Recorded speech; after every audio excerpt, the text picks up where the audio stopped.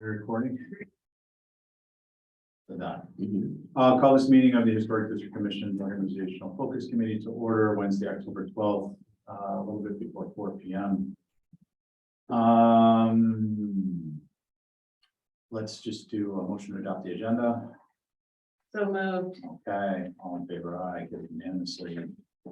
New business, HDC work group. Guys, resiliently integrating sustainable energy work group related update. Participant interest form. So I think I mentioned at our last meeting, we got feedback from you guys and we wanted to open that back up and see if we could get some more involvement. So Andy brought that up as a commissioner comment at the HDC a couple weeks ago. It was reposted, I believe it was this Thursday's paper and next Thursday's paper. Correct. And then we did get one applicant, Mary Bergman. She actually preceded it by a couple of days. So I'd like to acknowledge we received hers. And I did ask her to put it in the kitty with the others. And hopefully we'll get some more.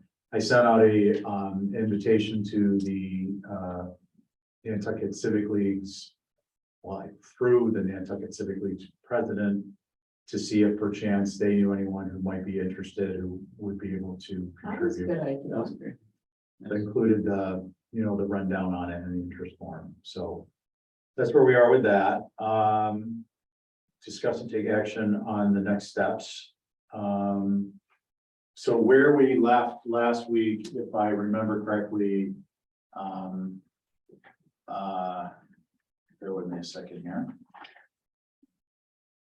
We went through the list to recap very briefly. It'd be nice if we had the Netflix skip intro button. That's forward. And we covered next steps. First reform, one of them was managing the information list. So what I'm hoping we can focus on is building out. I think you guys were going to bring your own comments on additional information that we might want to pursue. So build out, explore, then condense into reasonable format how to approach the list of items, some of which are complex. Including where applicable to reasonably acknowledge, some may be great concept, but due to resources or quick cost, time, benefit analysis, they're impractical for the current review. Then go about setting a ranking. I propose minimally required, strongly desired, or helpful, but not currently essential. And the prioritization 1, 2, 3, so that we could kind of just do a spreadsheet sort of these, and we know what we wanted to dive into first, and we could then go about doing that. I'm hoping what we'll do today is just understanding you all would like a copy of this, which I'll get into in a minute. A copy being the list of things we've already discussed. I'm hoping you have some thoughts you want to add to information we would like to pursue. I can finalize the list and then we can sort it. I did not distribute this. It's come to my attention that diplomatically stating this, that my hopes that we would all come to the table and leave our differences behind may not be coming to fruition as early in the process as I had hoped. So with that in mind, I have to keep in mind as the chair that anything that we put out to the public could be, there's a chance that it could be misrepresented. And I would not want that to happen. I think it's much too early in the process for any document we put together to really have validity other than with respect to the fact that it's part of a very emergent work group document. So I hadn't sent this out, and I also been tied up with some family matters, so I haven't done the alternative, which was to try and pare this down into a spreadsheet and send it to y'all. So to the extent apologies are required, I apologize. To the extent apologies by others may be required, we'll wait and see in the future. All that having been said, do you have, Andy, I see some pen on your sheet. Do you have any you wanted to add? I've taken a bunch of notes. It's frankly easier for me if I have digital copy to really get the ideas on paper. My penmanship I can barely read. So there's a challenge there. One, I mean, if the time is right, I can just put mine out there. Yeah, please. My thoughts are around, open space, any town land and otherwise, and that abuts to either private property or other town land. And the accessibility of that, the idea of ground arrays on borders as they butt to, private property or again, other town property. Any mitigation, visual mitigation or otherwise that might be necessary. I don't know what the purview, I'm not familiar enough with the HDC charge to know what the purview is in open space and town land, but I think my conjecture is that there's a good viable opportunity to have some ground arrays on public land, town land and otherwise. So to define what those parameters are, I feel is a good one to add to this list. Okay. So like a solar garden? Yeah, potentially, or as it butts to farmland or, open space like that. But yes, So it's a kind of an advancement or a tangent to the solar garden by involving town or public properties.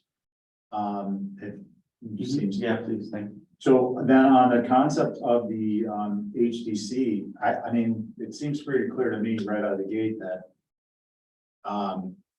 we can't, HDC isn't in the business of trying to pick winners and losers or but we are in the business of, I think, sensibly forecasting by establishing a policy around what these types of solar installations would look like, what would be acceptable.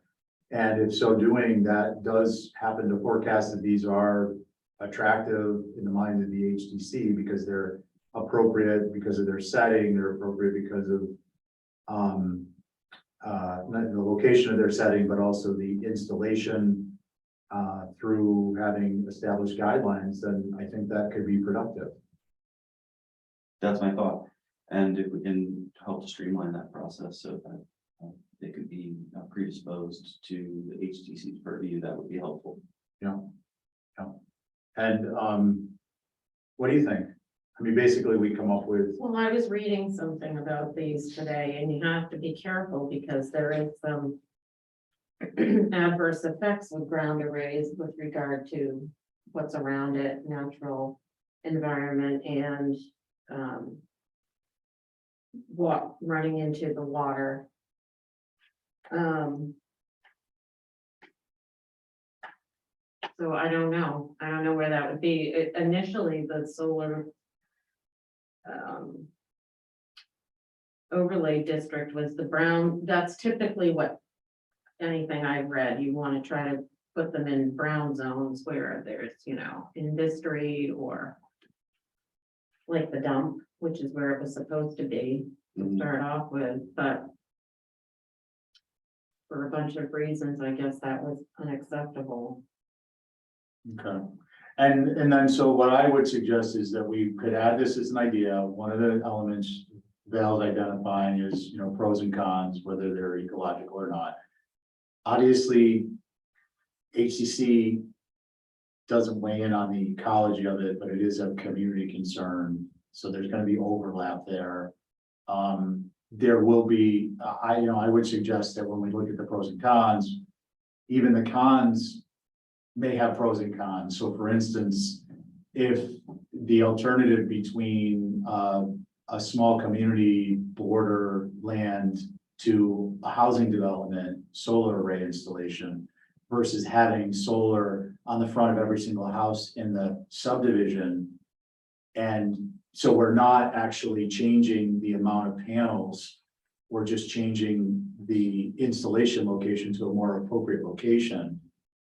That would be a pro to offset the con of the ecology. I'm not saying it will, because I think we need information to make those determinations. And then there may be other elements of an installation that would come into play, like a drainage basin, a stormwater catch basin, things along those lines. So I think without getting into like engineering, I I mean, we have to come up with a. I we can't know, just- I think it's just, we get so bogged down, like I get lost.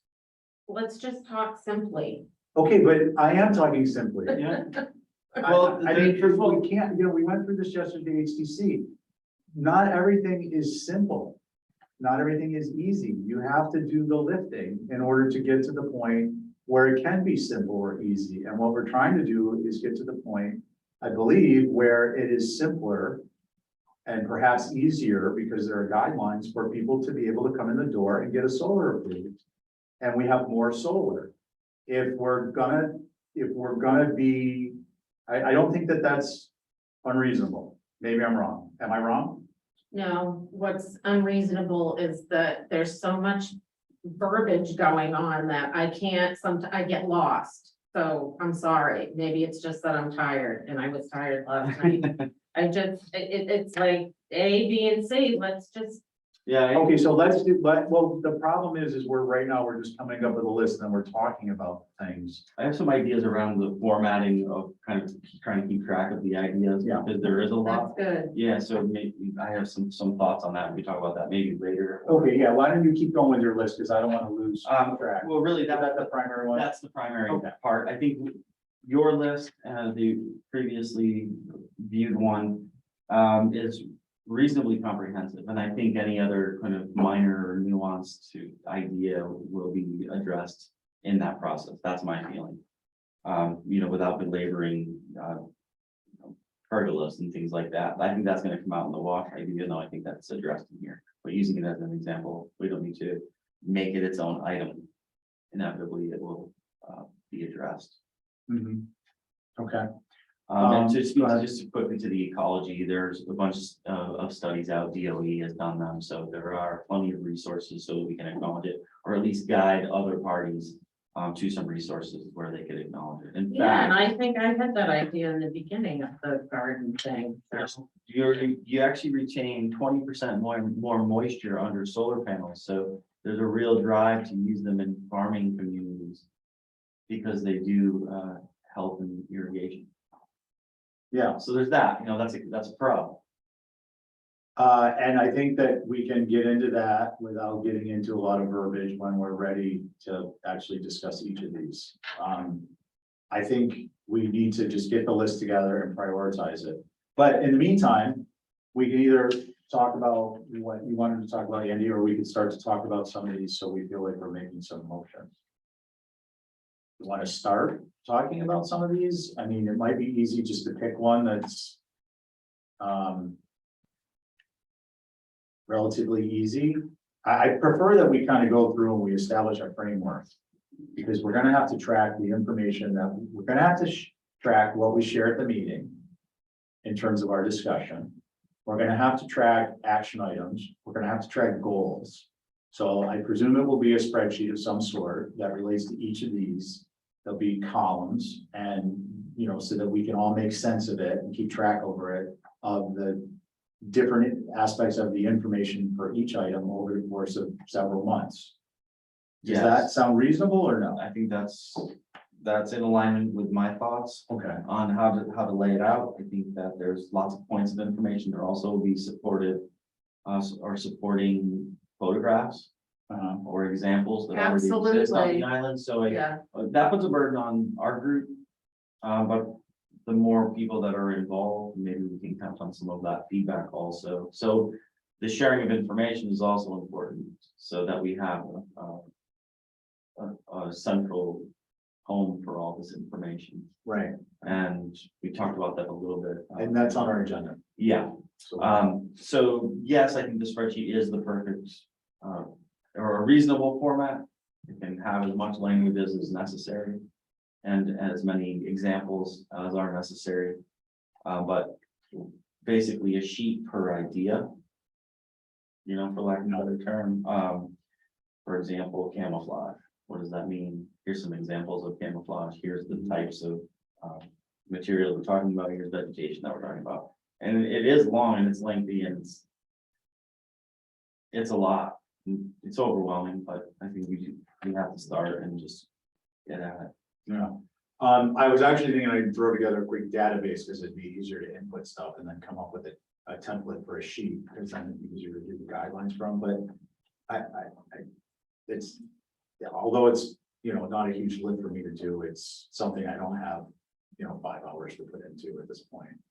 So I think maybe a simple spreadsheet, maybe we'll come up with an alphanumeric index, maybe we'll reorder these. They'll have, a number, and then images will be indexed to them based upon that. So that they can be in a folder or something, a digital repository, so you can, and there'll be a link, if this is all online, we should be able to put a hyperlink from number 3 to images, and then we can go to 3 images, and then that way it's going to be organized. Hopefully, if we were able to pass this information off to someone to do a, to finalize a recommendation. That was just a sample. I only made 1 copy, but I can send it to you. What is it? It's a brochure of guidelines for solar in other historic places. I'm not suggesting the words and any of that is right. It's just the simplicity Presentation, in the presentation. for sure. And I think we need to not forget, we already have guidelines, and that it might be easier than anything is to take something like this and try and adapt it and combine it to the guideline format we have. And that we can, that can just be converted from a Word document or a PDF to a Word document. And that actually may be a good way to, when we get to the editing portion, The public presentation. yeah. But I think, so these are actually other items to look into, well, we have, in terms of information we want to pursue. The photovoltaic, which is our typical rectilinear, old style, solar installation panel, solar shingles, and then the freestanding units. Interestingly, in Europe, they use a lot of, I can't think of the word, but it's the dual surface installation, so it gets sun from both sides. It gets the reflection on Bifacial. Bifacial, thank you.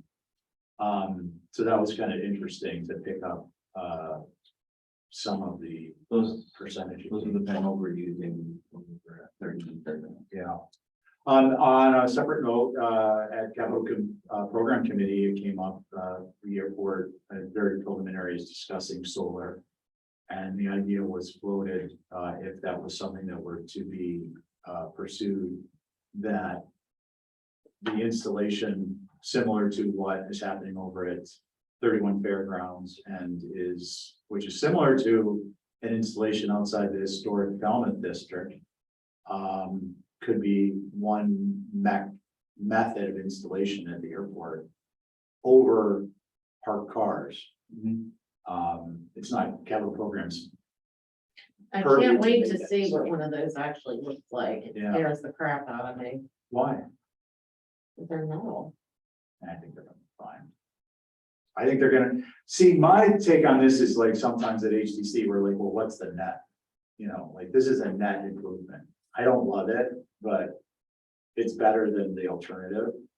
And I think and that's, this concept of mitigating the ecological disadvantages of public land use along buffer areas. I'm not talking about like next to a road, like the Wanacana one that's very controversial. I'm talking about, there's a subdivision and there's public land, town land adjacent to it. And it's, maybe it's visible or not visible. Like, Bartlett Farm has got a huge array and it's not typically visible from anywhere unless you're right up on their property or you're on the, I don't think it's West Nine Comet Road that you go past it. Anyways, the point is that if we can come up with solutions that solar's coming, it's always been coming, in the last 10 years.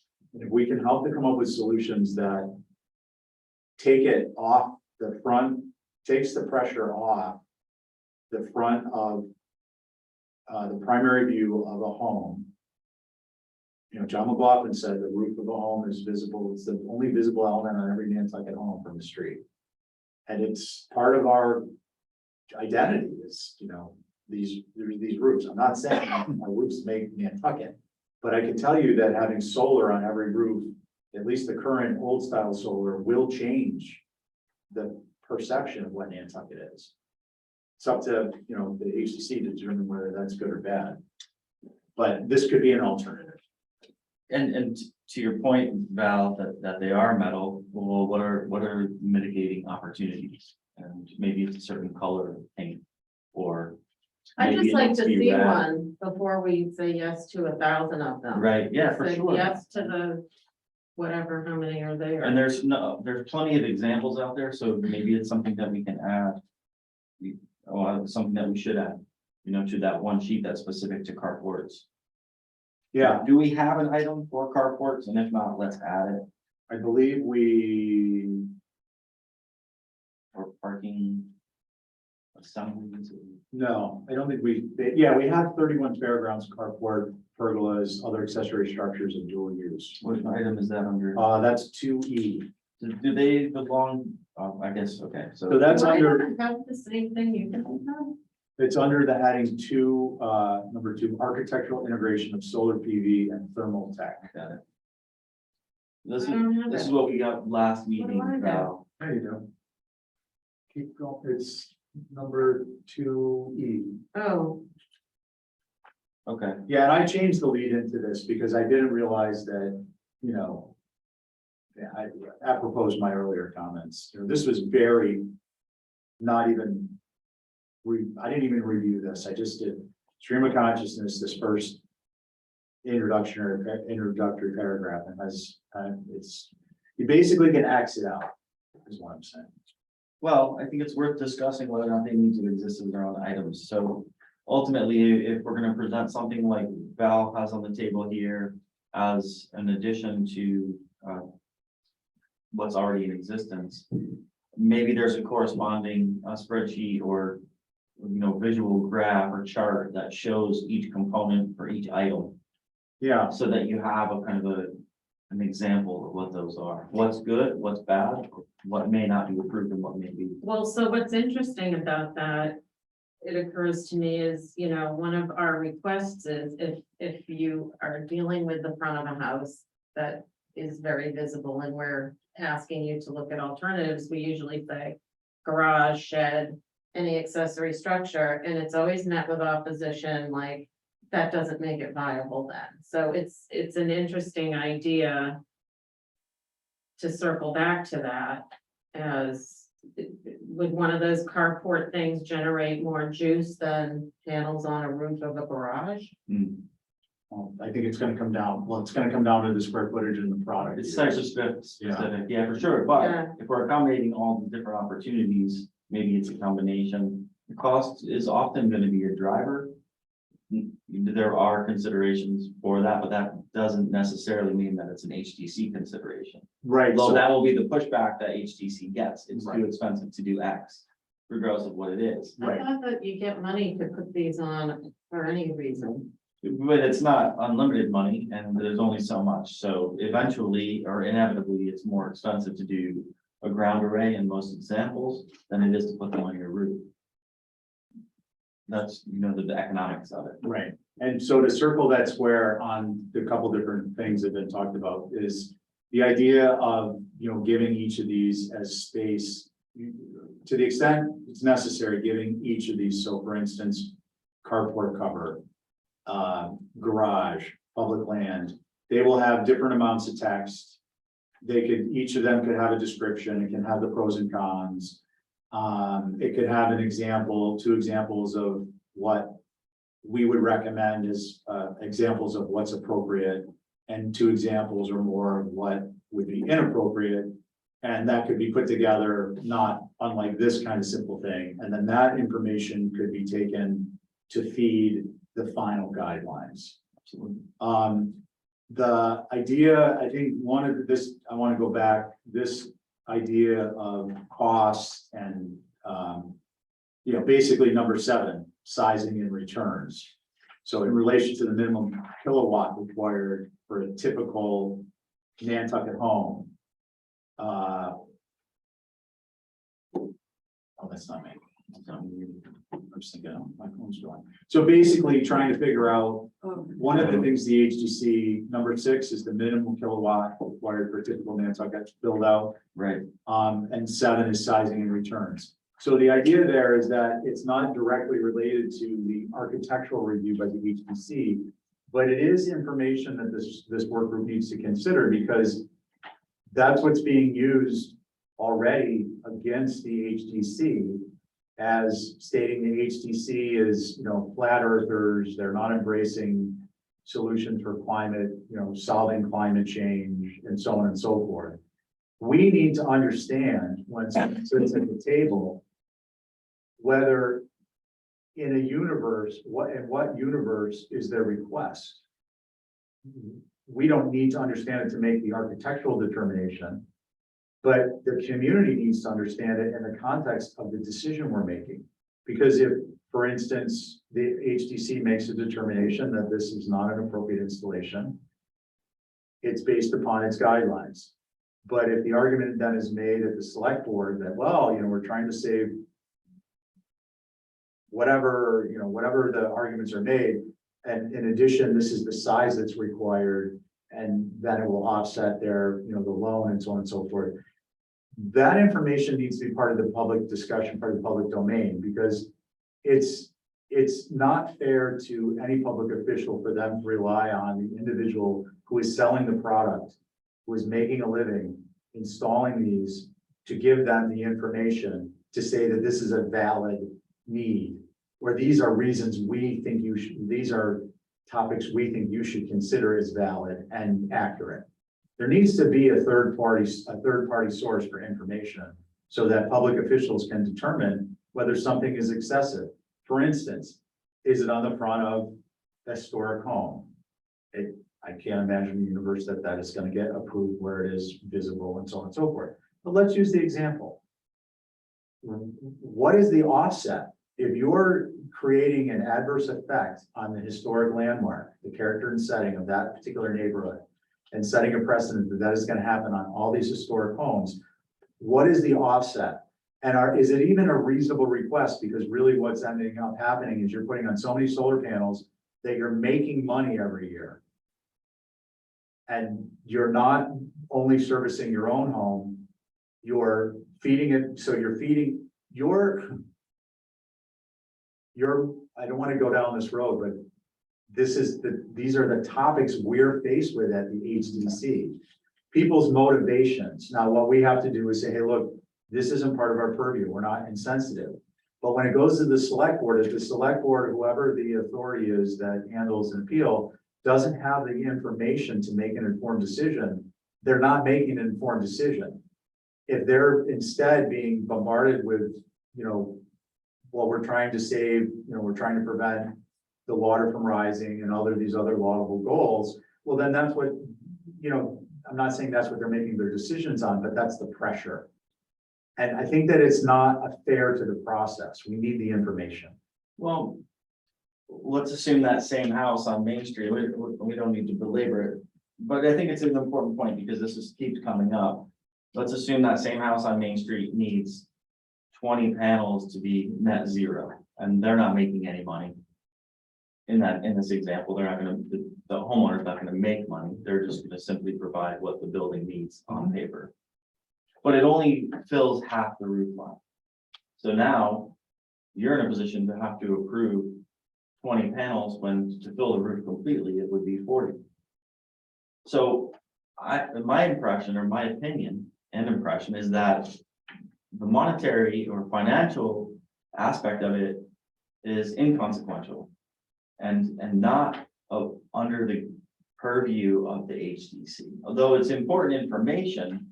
And I think that people should be ready to have that discussion anyway, because someone that's purchasing it needs to know those metrics. I talk to people every day that want to know, well, what happens if I do this? What are these nuanced adjustments that I make to the performance of my building?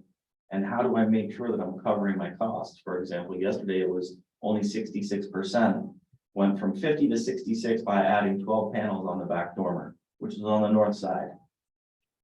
I already know that it's not going to be net zero, even if they fill the entire project. So I think the metrics are already there. We already know when it's going to application, what the production is. We may not always know what the needs of the building are. I'm not sure that that matters to the HDC. It does on the tail end, and that's where we keep chasing our tails on this, Okay. is we are being pressured to make determinations for a goal, which is, helping to prevent climate change. Without any, that's what's being presented to us and being presented in these, and, the select board policy, my understanding, is to help fight climate change by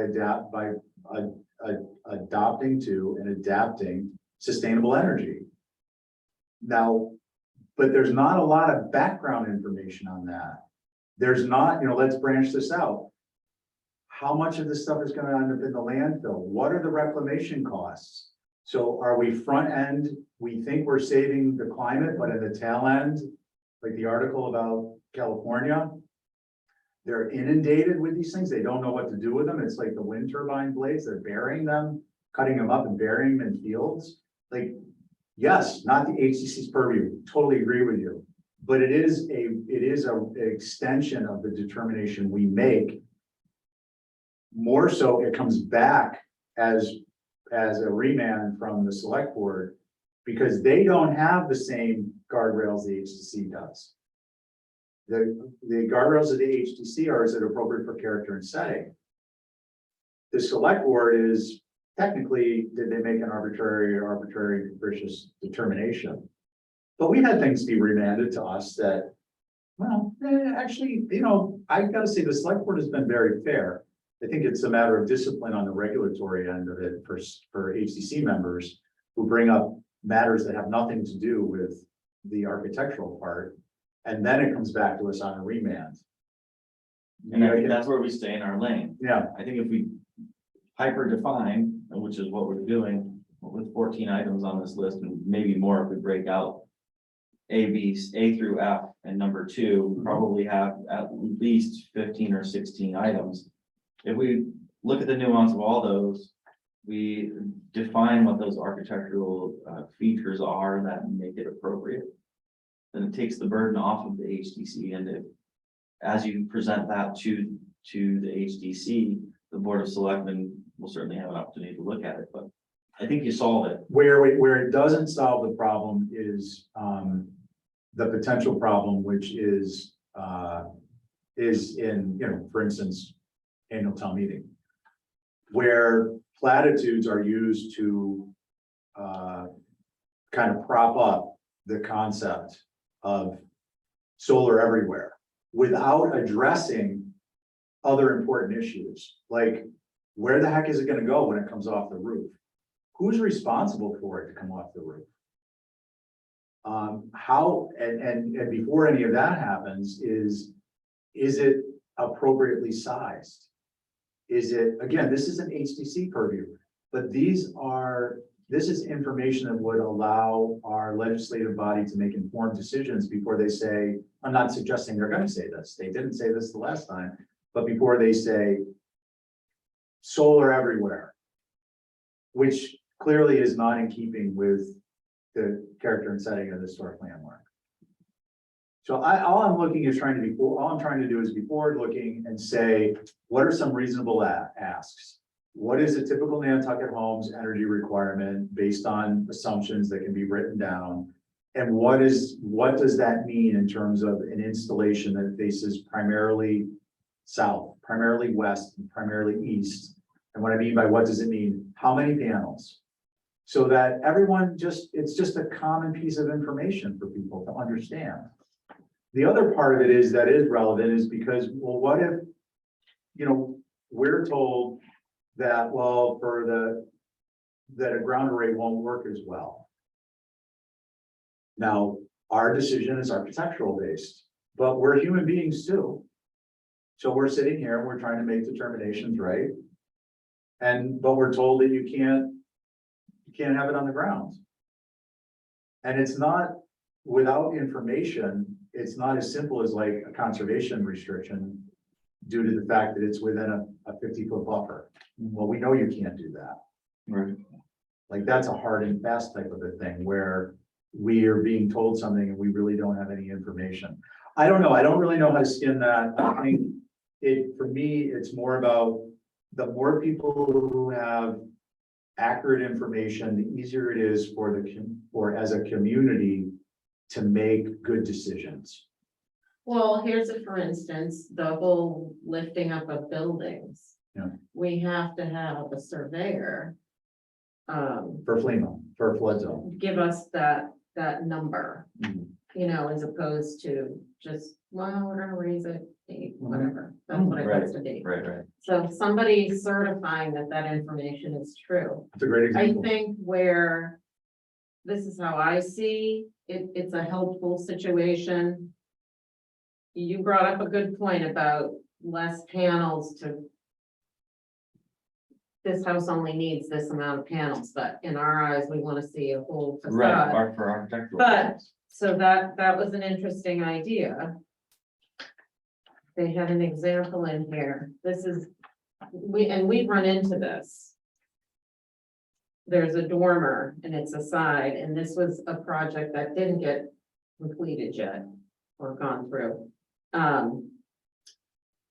And we need all these panels, and they were here and they were here and they were down here and all over the place. And we were like, well, if you take off a row here and the rest is mitigated by the dormer, By the door, right. that would be okay. Mhm. And then we're told it's not a viable option. It can't be done.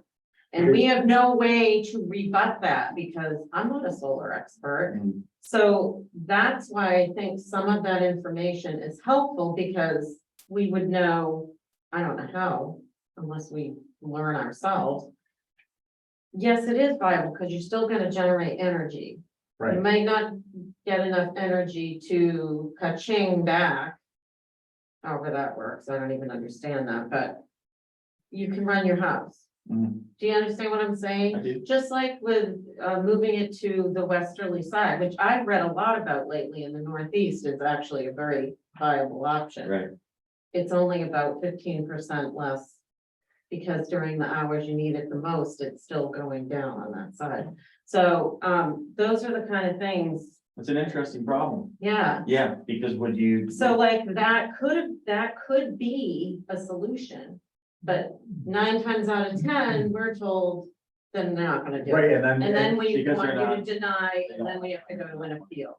yeah, because, and then it comes down to, well, we'd like to have it, you deny it, so we can go and appeal. So we're put in this position where I think the example Val you gave about the flood zones is a really, really relevant one. The building code, FEMA and the building code give us the minimum extent, the minimum requirement to be viable to build in a flood zone. What we're asking for is the information to determine the minimum amount of solar panels required for a typical home from which can be extrapolated any particular home. Mhm. Now, it can much more accurately be done through the HERS process with the panels, and I get that. But that is relevant to our decision-making because we can then determine whether the request, when we make the request, if it's, I guess, it still goes back to the architecture. It does, and I think if Tim Carruthers were here, he would say, we have that information. Mhm. We already know, we've got 200 installations on the island, we know what they're consuming, what they consumed before. And what they're producing now, and is it a 1-for-1 offset? The only problem with that, and I think it's got nothing to do with any particular person, names or anything, is we need to have it from an objective third party. Sure, well, we don't need to use, Not a island- solar installer. we don't need to use island information Yeah. either. I mean, a kilowatt's a kilowatt. Yeah, exactly. Production, Exactly. production and style of home that is existent all over New England, so I think that we can find a viable alternative to that data if it's deemed, of vitalness, and I don't disagree. I mean, obviously, that's why I'm here, because I'd like to see all of it get offset as best we can. Yeah, With Nantucket in mind. Of course, what are all these opportunities? That's the goal. Because we want to get as much of it as we can without altering the fabric, so. right. we know, I know on the projects that I work on, what the loads are for the building. So that's why I think the site number 6 and 7 are still, high priorities to us, is because they help to establish a minimum requirement, not unlike the flood zones, that we can make a determination on. Sure. We aren't making a determination in the flood zones on how much money people are saving on their flood insurance if they Right. don't do it. We're making it based upon an objective metric for something. And in this instance, it would be the metric of what the house required. So I think that now how we're gonna get that information, I think that would be a great thing for like a WPI student project. Or like an energy collective or someone, I mean, there's a ton of. Yeah, I mean- There's more than one resource. I'm on the board of directors of the Northeast Hers Alliance. We probably could get a sample of 1,000 buildings. Yeah. That have solar on them if we need to. Yeah. So Okay. there are opportunities. I think, I agree with you. I think it's vital. I think it's an interesting angle to inform this dialogue in general. But I do think it also belongs below the line. I don't think that it's an item that is impacting architectural features. I think it belongs in the same category as waste stream reclamation. I would admit, I would just say, I would give you a little pushback on that. I think because it's so relevant to our process.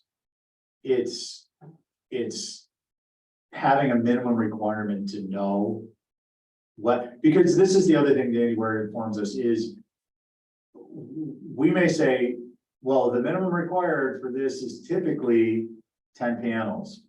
And you're telling us that it's not viable, but you have space in the backyard or the side yard for 15 panels. So from an architectural standpoint, we have the information to make a determination of what is appropriate. So that's why I think it needs to be part of the, I agree with you, it's not an architectural element, it's a different category of a higher priority element. Or a point of information, it's not the same I category. appreciate it.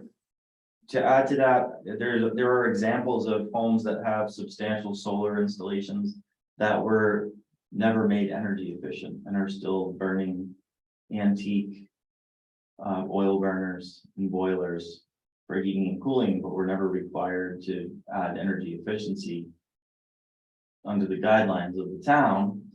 Doesn't matter to the town. You're allowed to put a solar array on your house. That may be an area where the Board of Selectmen could weigh in, because by making your home more energy efficient, you actually need less solar panels. Which Well, why do we need them? circles back to your charge. Yeah. Well, because you're not HDC is not in a position to say you can't use certain fuels. Yeah, so that means Or we're you're gonna not have required fuel to. Nazis. Or you're not, you don't have to upgrade your windows. Or Well, let's things take, that may- yeah, let's, And that may improve the building. The STL windows that brings that up, so then that's gonna start. well, okay, yeah, I don't wanna, I can't keep up with my notes, so give me 1 second. Take your time. I think for me, looking at this from a managing, the other part, my role here is trying to manage solutions to the extent that they they're viable to be brought forth to the HDC. So that occurs to me. The other thing is, I think that the idea of the select board involvement is in town policy is obviously through the energy director, the energy office. They're doing the mass save, they're trying to promote. My concern as a community member with, cutting down on fossil fuels is the idea that we're an island and I'm gonna get back to this third cable in a second. It, for better or for worse, it does defray the cost and the necessity for a third cable. And more as the island homes are being used on a year-round basis. Whereas, a certain point in time, there were, everything was radiant baseboard heat, but a lot of them were summer homes that weren't really even used in the winter. The other part of that, I think, is I just gonna jump over to the third cable. It's really important to have an idea of sizing and returns typical Nantucket home requirements. Because, one of the things we're being told, and that affects HDC policy. So this isn't just on an application level basis. This is on an HDC policy basis, is that these solar installations are preventing the necessity for a third cable. Well, what are we basing that on? It's purely, from everything I understand, it's anecdotal at best. And Tim has actually said here, I believe, if I'm correct, that solar isn't going to prevent a third cable. So I'd like to get some information so that we can extrapolate out, or someone can extrapolate out, information that both sides, if you will, of this kind of debate can agree on, and then extrapolate it out and see where we really are. What kind of dent is solar going to make? Let's make an informed decision. Let's have the information. So that's where I think the typical Nantucket home comes into play and the requirement. On the older homes, I think that it is also beneficial for the town to get behind concepts of what are, and I think largely they have with Mass Save, and I think that's a great program that's administered by the Energy Office. I hope people take advantage of it. It's free. It helps cut down on your electric bills. Those are things that whether someone is doing storm windows is part of our charge. Whether someone is, fixing their windows is not part of our charge, because one is architectural and the other is not. Anyways. Yeah, my note was specific to item 6. Is there a sliding rule where efficiency is requested first before a solar application? It may be challenging if we don't have installation contractors in the Mass Save program on island. For the record. Explain that for me, because I think I'm not understanding. People they speak specifically to the minimum kilowatt hour required, because that will change if efficiency is improved in the building. Yeah, so the metric I was looking at was in quotes typical Nantucket build out. So let's agree on what the assumptions are. The square footage, the cubic volume, so the height of the ceilings, the percentage of fenestration, the bedroom count, things along those lines, and then what the overall, and then it maybe even break those down into categories, because we have primary, secondary, tertiary dwellings. We have cabanas, we have, Jeep garages, we have, we could come up, I'm not saying we, but from an informational resource, if each of those were broken down, really what this breaks down to actually is a completely different approach. And that approach is what level, 3 levels of energy efficiency of the home on a cubic foot basis. And then you could extrapolate out the solar panel size from that. So then we would say a new home could come to the HDC and it's 4,000 square feet over 3 floors. And based upon these assumptions, their gross kilowatt requirements are this, which means this many panels. And then the HDC can make an informed decision about, well, yeah, we don't get into you making money or not making money, but we get into what you're presenting to us, the minimum required to be effective for what you're attempting to accomplish.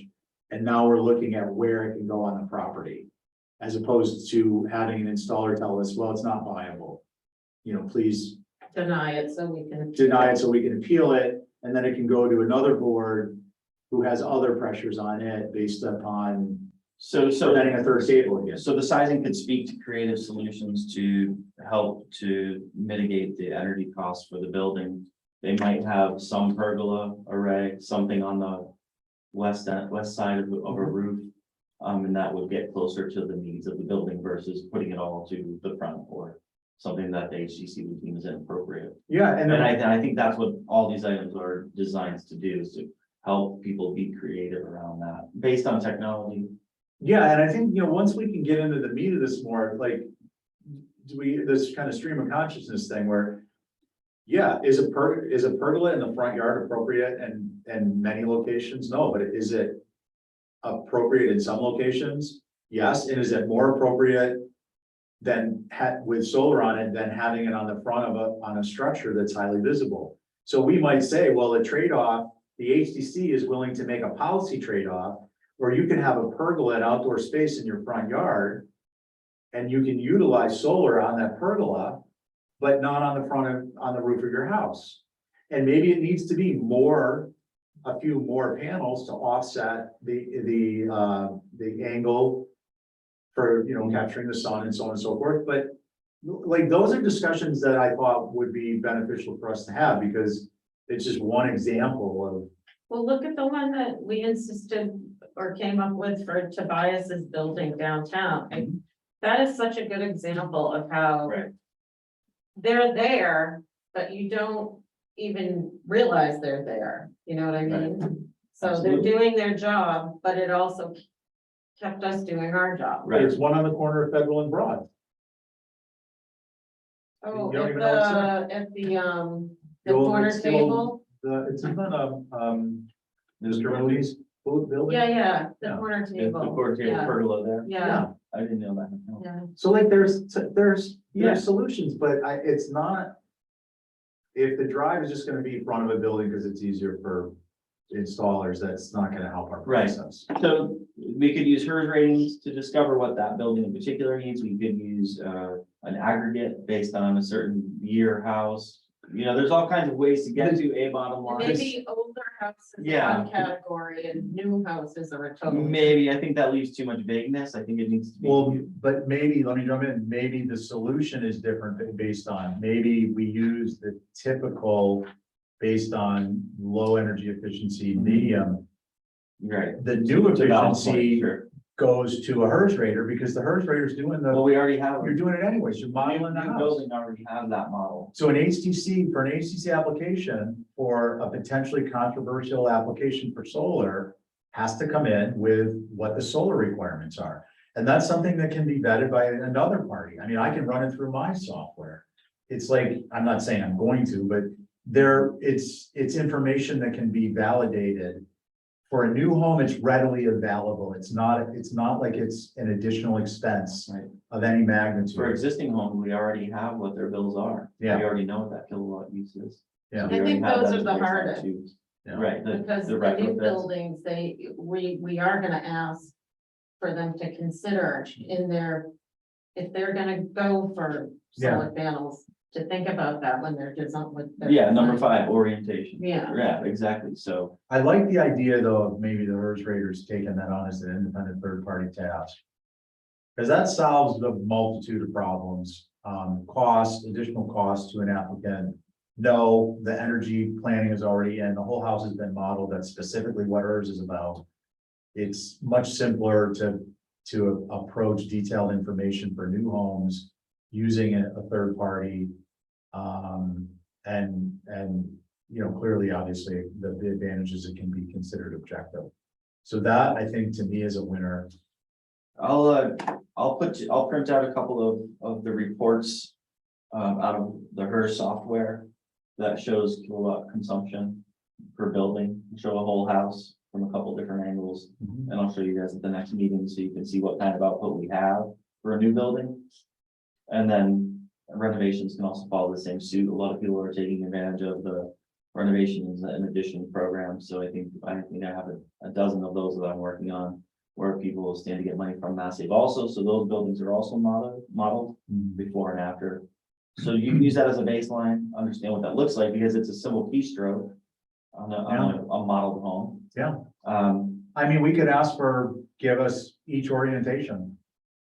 The HERS rater can literally punch in it's a click of a drop-down menu like in your computer, and they can change the orientation and it'll change the results. And that could be part of the application to the HDC. And Yeah, potentially. So, yeah, that would go back to the orientation item, that spreadsheet or that Yeah. worksheet that is public information. Maybe the installer needs to come up with some alternatives, give us 2 alternative orientations. Then that would be their burden to communicate with the HERS rater. Yeah. In that example, right? So, but Yeah. I'm talking about specifics because I think it's important. No, I'm Because with that's you. what's gonna end up in the worksheet. Yeah. How do we help people to be proactive and, Yeah. to get more projects approved? But and you kind of hit, you know, when you say be proactive to get more project, to me, this is a shared responsibility. Mhm. To date, this issue has been looked at as, at least it's been portrayed, that the HDC, this is a burden for it's a burden that the HDC has, we've been told, implied, that it's a burden the HDC has created by not being more lax, not having more latitude in its decision-making process. Well, the HDC's mission legally is not to determine latitude. And, you know, it's like, you know, when you weed your yard, you weed the yard, otherwise it doesn't look the same as if you didn't. You can take out 10% of the weeds, but it's still not gonna look weeded. The HDC has to come up with what's appropriate for the character and setting. The idea of, what I wanted to get to is that it's a shared responsibility. And I don't think that that's really been emphasized enough. And this is a great example of where the applicant is starting to share the responsibility by providing information that the HDC can make an informed decision. Part of the shared responsibility is having some flexibility as to where you're going to accept putting this. Well, we don't want to have it in our yard because then we don't have a yard to play in. Well, we understand that, but if you have a contributing home and you're asking to have solar in a historic setting that has an adverse effect, where's the shared responsibility? So I think that that's something that is an important concept for us, is shared responsibility. Does that ring with you guys at all? Yeah,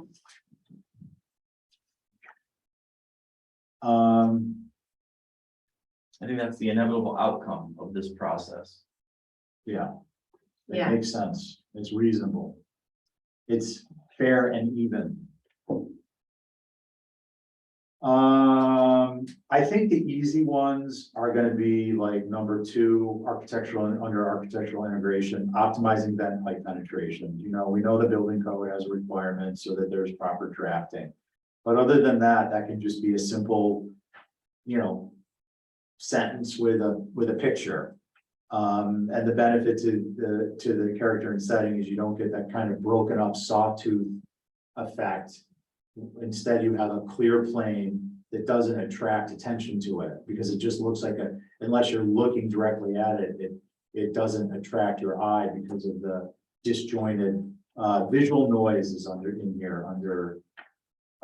number 11. Visual disharmony of architectural elements within historic context. But that's with regard to shapes, disjointed and or disproportionate installations. Focalizing color contrast, so black roofs is another one. It's a simple one for us to incorporate. I'm trying to knock some of these off the list for us. Yeah, no, I appreciate it. But- How are we gonna move forward so that so we can call them done or at least filed under the I have- done category? I have a little system where I put a little box next to things and then I color it in. If it's halfway done, it means it's only halfway done. Okay, But no, seriously, like, I mean, literally, let's try and knock some off. Do we think that optimizing, you know, stack pipe, plumbing vent pipe penetrations needs more than a simple sentence or two and some examples? yeah, I think it needs a photo. Well, yeah, So I think that we need to, today, I'd like to define what our output's gonna look like, what that spreadsheet's gonna look like. Are we gonna do that work before next meeting so we can start actually So this- filling? So the This spread, work. I was thinking the spreadsheet, what we could do maybe along those lines is just come up with the columns. Mhm. And then I think, the best way you're gonna. I Yeah, guess we could. What are those columns for the vent pipe? Yeah, I think. Let's use that let's as an do that. example and build one around that. Yeah, That's how we- examples are a good way to do it. I agree with you. Then fight. So. Concepts. Then fight. Minimization. We'll come up with better little things that we can turn into acronyms and have fun with. I mean, for lack of a better simple term, proposed solution. So we'll just say solution. Mhm. I think we should have a pros and cons column. I don't think necessarily for this one, but as a matter of And then I think we should have example. Pro. Con, or for or against. And then, maybe we should have a comments column for our note keeping. And obviously, it's a spreadsheet, we can make changes as we go. What do you guys think? Would you, are there other things we want to know? I mean, I think these more involved ones, we're gonna need process related columns. Yeah. Like enter initial, initial discussions, what phase are we in the process, so that we can simply, the other thing is once you have this, and this is why I'm thinking photos should be separate. Is that if it's a text-based, we can have columns for what phase of discussion we're in, whose action item it is, all these process operation related, and then you can take it and sort on that. So you can simplify that data for specific tasks. So like, say we want to take a look at items we haven't discussed yet. Yeah, We could, on a particular Wednesday, we can sort it based on that. While maintaining the data integrity and cutting down on our individual workload right.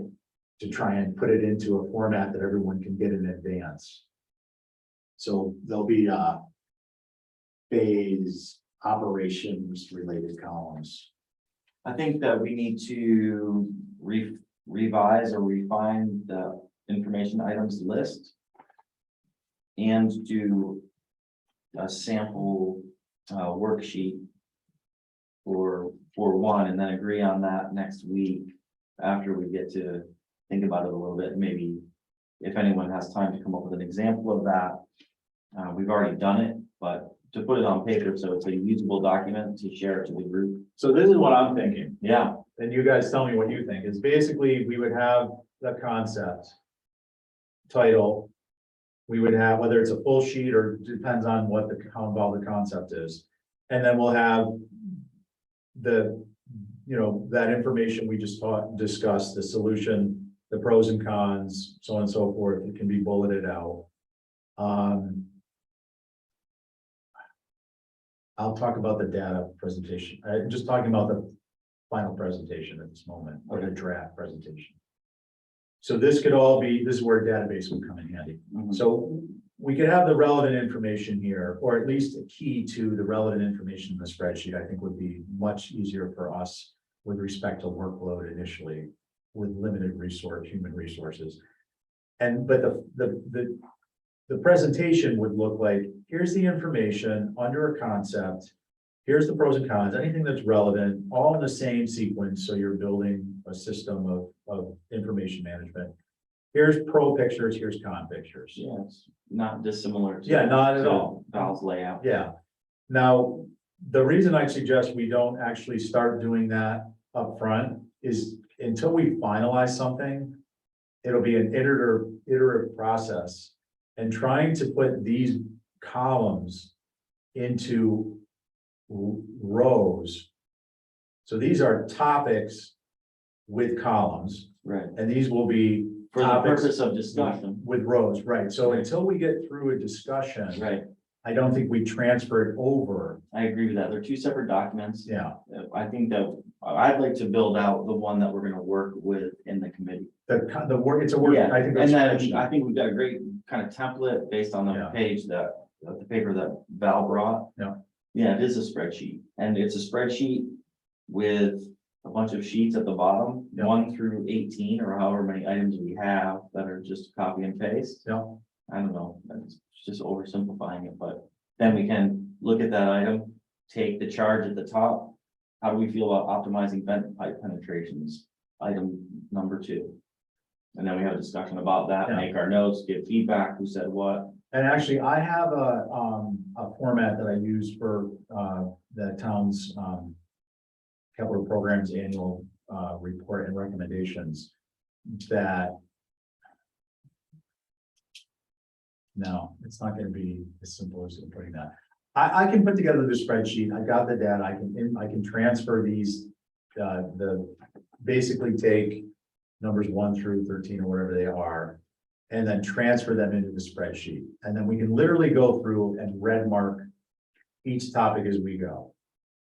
To finalize the preliminary worksheet. Right, and some of them might take 2 meetings to get through. Yeah, I mean, But, or we're gonna be talking about a lot of different ones, so yeah, everyone has to have a packet yeah. with each item on it. So once we have, I think once we have I think I can send, does it make sense to spread? Yeah, I guess it would make sense to transfer this to a spreadsheet with the kind of base count we talked about. And then we can, take a look at it, while you're in the bathtub or having a cup of tea. Study up and then bring it to the meeting, and then everyone's prepared to comment. Yeah. And then we'll have a final preliminary draft created from that. And then you have something packaged to give to, Yeah, well, then we'll put it in our repository. No, I'm just talking about for our discussions, to track our discussions. Right? So we'll have the Venn pipe discussion, we had most of it for that topic. And we can then keep track of all the details. But we'll be able to keep track of it in a format we've all agreed on. We'll be able to keep track of it in the repository, so it can be updated here at the meeting. So it may happen, it's not like someone's homework to have to go home and update all this information. It happens during the meeting. who's gonna do it? Well, hopefully we're gonna get 6 people who wanna come in here, and one is a really great typist. I don't know, I mean. Please, Jesus, take the wheel. May I ask, is that a Word document? Currently, And you're trying to add a table to that Word document? no, I'm actually gonna just turn this into a spreadsheet Okay. for this particular items. And then there'll be an introduction, and I think we should include in the worksheet, so that if someone picks it up, what our process is. So that I think will be an important element, because then we might want to say, hey, I know this is getting Val upset, but it's more complex than the way I think. but it's really important. I for you to be understand, involved. so just understand, I'm trying to. I'm take it sorry. all in. We're just trying to get to a working document that we can actually have a conversation. What we're doing is we're creating the simple and easy button for how we get through the next several steps, right? And I agree with it, and make sure. It's the hard work, and then we have to do this before we can jump around and talk about 5 different items. Because we've probably said all these same things at least twice already. Yeah, it's a. So I think let's establish what the steps are to actually make some progress. I like that. I think in the spreadsheet's a great working document, one that can stay live. Yeah. One that one person should be responsible to update. So And if it's live, it's great because it could be on the screen. We share it on the Yeah, screen. So we all say, no, exactly. that's not what I said. Oh, Yeah, exactly. It's gonna fix problems before they happen. Mhm. I think I'd suggest that we've covered some really good fundamental ground. And it's a good segue into the next item on our agenda, which is, confirm availability of Dropbox or a similar file repository, establish a policy for posting files. So this is my understanding. I'm not an attorney, but I think I've taken the open meeting law course, like, I don't know, 10 times. We, pretty clearly, we can't deliberate in digital space where, we need to be, and rightly so, we need to be deliberating in an open forum because we're a public body. So what that means is it's a static document once we leave the room. Mhm. So I think that what we would do is, we basically set up permissions on the file, so we'll have a password. And then it gets opened, and then it gets edited, and then it gets closed. The password is for editing, not for printing. If someone wants to have it, they can have it. If you want a copy yourself to work from, we can copy it and remove the password. But the one that's in the repository needs to be protected as both archival in a sense for data integrity of the concepts and where we are. And also so that it can't be misconstrued somehow or misperceived that, oh, they're using Google Docs to, I don't want someone just to misunderstand. Okay. So I think that's just kind of one approach to it. I'm mentioning it because we need to establish a policy here today so we can move forward. So does anyone think that that is somehow not a good idea? I'm happy to, you know, if you got one. Well, I think this spreadsheet shouldn't be updated except for in this meeting. Right. Right? That's what you're saying? Yes, the one that we work on together. Right. If you want to work on it individually. you Sure, can. make notes and do whatever Yeah. you need to do Yeah. offline, but Yeah. we're only, the master copy is only being touched Yeah. here and live so that comments are made. People can have their names next to those comments as necessary. Yep. And then the other part of it would be, so I think we're in agreement on that. The other part of it would be, you know, more archival information. So our interest form could be uploaded. Comments. You know, if there's, you know, anything when we make a recommendation. You know, the other thing I don't want to get into too much of a segue, but I think that some of this stuff, we don't have to wait. Like, we can tackle some of these, the low hanging fruit, like the vent pipe. And we can make a recommendation. As one of the beauties of working with the organizational focus committee is our charge is to recommend best practices to the HDC. Okay, We can immediately vote on something that we feel is a best practice. you two can vote on Yes, something. and then we can bring it up to the HCC once we put it on the agenda, and the HCC can adopt it as a working policy to request of applicants and new homes. For instance, the stack pipe. Right, If you're gonna do solar, or in preparation of solar, spend the extra. PVC is not cheap anymore, but it's still probably less than, you know, $100, including, you know, maybe $150 to move it over, to open up that whole roof plane versus putting it in the middle. And Sure. doing it up front is gonna save literally thousands of dollars and maybe even make your solar installation viable. So we could do, and I'm not saying that's probably the best example, but stuff like that we it's can a do. fine example. It's As we exactly go. what we need to do. Yeah. Yeah, and if we can do it as we go, that's great. We can check them off the list. What does the workflow look like for you and Val? You have to vote on an approval, say item number 2, smoke, the stack, the vent stack coming out of the house. You vote on that, then you make a more formalized presentation. Yeah, so to the what, board. probably what we would do is, we'll bring it up as a discussion, like we could save a space on our agenda for the end of the meeting for solar best practices. Well, no, I mean, just so it's there, so we can always, For the HCC. no, meeting. for purely procedural. Well, yes, purely procedural with respect to open meeting law, we can insert it in our agenda so that if the opportunity arises, Val and I can discuss it and vote on it. So that's one thing. The HCC, we could do the same thing on their agenda. So that if, you know, subject to approval of the commission, added to as a running agenda item, so that if and when we have these things pop up, we can advance them. Advancing them with the understanding that they'll also end up in the revised guidelines. We're just trying to advance making things simpler or easier for people who want to do solar. The process of during the meeting itself for Val and I, we would, you know, we might talk about it from the perspective of whether it's viable even to do with the HDC. Like we might, the 3 of us or the 10 of us, or how many people become on the work group, might think this is a great idea individually, but that would be the portion of the meeting that would be most appropriate, you know, obviously some cues beforehand, so we're not wasting our time as a work group. But that would be the appropriate time for Val and I to voice any concerns, formal concerns about the HDC adopting it.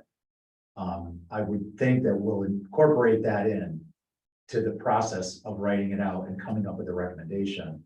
So we're not wasting time, Right. anyone's time. Right. But that would be a time that we might say something like that. Then we bring it to HDC and, you know, it's like, what do they say about NFL Sunday, any given Sunday? You're not gonna know what's gonna happen until you get it there and we have some discussion. But I think once it becomes a practice and members understand that, you know, it's just part of the open decision-making and deliberation process, then I think it will be received openly and we might get support and we might not.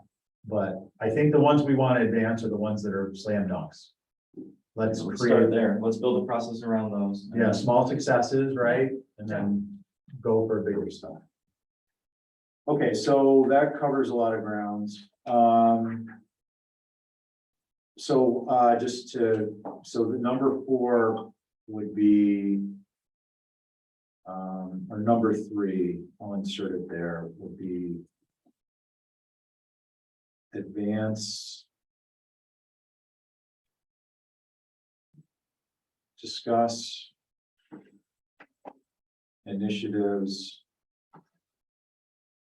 To advance. / vote. And that will, and then number 3, that'd be number 4. Okay. I know, Val, you want to get to that meeting. We do need to start to save some time, and maybe Val, you and I would just spend 5 minutes or 10 minutes just at the beginning of the meeting to talk about best practice stuff like HDC stuff, like the FEMA certs. That's on our agenda, number 4, so I'm just bringing it up. Number 3 rather, because we're not doing those things that I think would help us get through HDC meetings much more than some of the other solutions that are being bandied about. Like preview, like making a formal recommendation that people preview applications in advance, which has been a longstanding, I understand the sensitive point for you and me both. But like, we need to take care of the HDC first, in a sense. So I'll move this up. If we don't want to talk about stuff, we don't have to. But I don't Which one want are we talking about? to discuss and take action on best practice initiatives, number 3. That's Okay, HDC stuff. okay, So I think we move that up in the rank. I'll put in HDC best practices initiative, and So you're trying to define the process in the application process at HDC? well, actually, I'm sorry, Andy. So what that's about is, I'll give you a quick example, is much more involved, but we came up with HDC mini split approvable locations. We spent time, much like we're doing with solar, researching locations. I happen to know a lot about these systems. I used to install them, I design them, whatever. And then we came up with a illustration and a narrative recommendation to the HDC on that specific topic. And that's just saved literally hundreds of hours since we did it. We did the same thing with fences, approvable roof colors. What I'm talking about is we will do that with some of these things from the solar work group. The vent pipe being the example. But there are other topics that Val and I need to be discussing as the organizational focus committee to be doing that about, to be taking that path with. Okay. To try and save, to make the HCC more effective. And perhaps even more efficient. I don't like to say that because people some members Effectiveness sounds great. perceive that. so it's almost like a checklist, and if you meet the criteria, then you're gonna have a positive application. Right. Yeah, and that's what I'm hopeful that's Right. gonna be the outcome of this. Right, I mean, it's gonna be more involved, but. Yeah. and you're not waiting, 6 weeks to be heard and horrified at what you're being told. Yeah, and not only that, but we're also coming up with. Solutions to integrating solar installations and then other topics as we go. So that we're broadening the applicability of solar and therefore we can improve more of them. So that, I acknowledge that's part of what we're trying to accomplish too. But we just need to do it in a way that's sensitive to the HCC's mission. Mhm. So that's, Okay, Great, I understand that, thank you okay, yeah, for the and clarification. yeah, I wish we had our group, all together because we've spent a lot of time, I think, already talking about stuff that we're gonna end up having to repeat, but that's life. Revisit meeting day and time. Are we good with this day and time? Let's do it in the morning. I can't do mornings. There's 2 different priorities. Not even 11:59. 11:59, I might be able to swing. I was thinking maybe Thursdays don't work. For you, Bill? No, but okay, well then, no, if it doesn't work for someone, then we'll, it depends on the time. I don't know, for me, the idea, for me personally, I'd like to clump meetings together. Like if I have meeting day for, I have productive time for my own work, for my employment. And if I can if I know my Thursday is shot from, 10 to 4, I can focus the rest of my time more productively than coming in on, look, this isn't a terrible time, don't get me wrong, but Is it for you terrible? No, it's just another meeting. Yeah, no, so and I think that's that the draft. we need to stick to the 90 minutes, yeah. and 5 o'clock should be a drop dead. Yeah. So why don't I Today suggest, was just an exception because I was away. No so, problem, yeah. I'm happy to be here. So why don't we put down, why don't I keep this on? Because the other thing, it occurs to me is we're gonna have at least one new member, we may have more. So it's a waste of time to talk about this now, Yeah, because, I think there's a real success and opportunity to make some progress with the spreadsheets and the items list as it stands today. I think to bring that to next meeting is really important. Yeah. Even if it changes, we've at least set a standard for the discussion, and we're happy to have more feedback. But if we can at least put that on the table, I think that it will help to guide further discussions as we move forward. Yeah, I'm totally with you. And so that's our If you target. need help, say so, I can help someone. okay, I'm gonna be relying on everyone sooner rather than later. I think would be unfair for me to try and take that, to just give it to everyone and say, here, I can create that spreadsheet in relatively no time and cut and paste it. It's Even not- if we add columns, it's fine, Yeah. Let's get it on paper. yeah, and then once we have it here, we can make the lifting is gonna be done at the meeting in Right. real time. And I think that that's gonna make us much more productive. Mhm. Because then you guys aren't gonna be relying on someone to be sending you something in advance. Everyone will have it to download before the meeting if they want to refresh themselves in successive meetings. Yeah. Big, good stuff. Great. So I think what we've resolved is we'll stick to Wednesday at 3:30. So we can do our date of next meeting. I believe we should meet next week unless someone has a conflict. Anyone? I don't know, because I don't have a calendar. I don't know how to work it in my phone. I have to look at what's written down on my desk. You have to say Siri, don't like Um, calendar slot for such and such. What, do you have an Android or a, Even iPhone. Siri will do it all. for you. It's a technology challenge issue.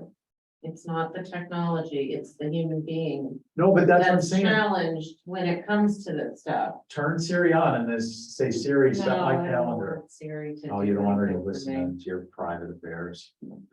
I understand that. Okay, so in any event, Val, do you think tentatively you're good for Wednesday, or should we just wait and we'll? I think announce? Wednesday is fine. I know a Wednesday in November. I'm gonna be gone for the same reason with my mother. Okay, no, I'm actually just focusing on this next week to make it Okay. easier on everyone. It's good for me. Okay, so, Yeah, okay, so I'll set that up for Wednesday at 3:30. Did I remember to send you guys a copy of the agenda? no, Okay, I'll try and do that when I get a notice back from the town. that it's Today's been agenda. Posted, yeah. We got it from, No, but did you email it? Okay, thank you. That's really helpful. It's just, yes, you did remember to remind Ezzy to please forward it to us. So what I had mentioned. thanks for the. Yeah. Previously, prior to your arrival, is I created a folder in the O drive, which is now migrated to the P drive Oh, right, and they're changing that all tonight. tonight, so I have, it's from Duncan. But anyways, I created a folder under HDC, it's called HDC stash OFC. Okay. So if you wanna dump anything regarding the organization. Oh, good. I can dump there and then you have access. Yeah, so I can have access to it, and Right, then and- if any of. Yeah. And you'll obviously, we should set up a staff access for the committee, the work groups file. Let me ask you that, because you know more about this, as opposed to trying to set up a Google Drive and. So. is Can there a you set problem something with up that people can log into as members? Or can we have IT set that up? No, you can set up something to share with other members, like a document. A folder. We can probably do it under the town's O drive. And you can give them access to the email account. Oh, so they would need to set up a town email. Not with a necessarily a town password? email, we would give them access, like if I were to email Andy, I would give him access through his email account. And he has to log in with that email account. So he'd create a password, and would it be file specific, or could it be to a folder? So It could then, be to a folder, I think that's what we do, but if because you are then, trying to do like an Excel, you can put a password on an Excel spreadsheet. yeah, I could do that on the file itself. Yeah, But basically, where I'm going with this is, we could use the town's existing infrastructure I think we could to be worked create out. the folder we're talking about. Which actually brings, to me, just the idea of the data integrity is better, and it's not like, we're gonna have Russian spies hacking into our folder to change the P or the Q or where there's a dash. But it just, in terms of policy, it seems to make sense to me that it be on, if it's cool with IT and all the rest of it, it's a normal process, then we just do it. Okay, You can check, I'll look into it. okay, that'd be great, that solves the other, Just the fact that you understand what he was talking about is huge.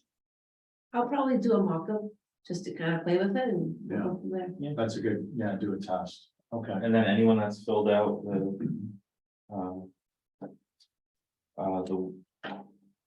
what's it called? Interest form? Interest form, anyone that's filled out the interest form will have access, or anyone that's Yeah. approved under the Do interest you form have will have those, access. Steve? The blanks or the other Those ones? are the ones that are filled out. Um, I know I scanned. did you scan, you send me copies? Yeah, so I believe that I have Andy and Bruce's. Okay, So I think ultimately what we would like to do is, again, just for the do purpose you of have data Mary's? integrity, is put it in To a that folder, Okay, interest forms. okay, Mary emailed me hers, okay, so I can forward you that, got it, or when we set it up, I'll just drag it in. perfect. I can do a dump off my hard drive. Okay, yeah, that's helpful. I think that's gonna be a big, resource to us. All right, cognizant of the fact that it's 5:21 5:21 and we want to get the heck out of here. I would just ask for, unless anybody has anything they want to add, I would ask for a motion to adjourn from Dale. So moved. All in favor, aye. I